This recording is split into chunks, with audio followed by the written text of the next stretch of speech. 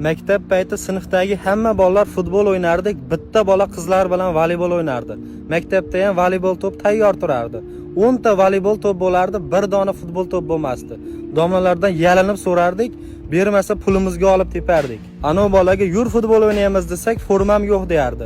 Bizda ham formamiz bo'lmasdi. Shimni tizzagacha ko'tarib, maykada yalang'oyoq futbol o'ynardik. Formasi bor bolani ham futbolkasi Real'dagi, shortik Barsaniki, Gidra Chelsea'niki bo'lardi. Oyog'ida 35 minglik butsa bo'lardi.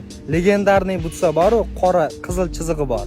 A sinf bilan B sinf futbol o'ynashimiz kerak. Yur desangiz qizlar bilan voleybol o'ynardi-da, bitta kam bo'lib o'ynardik.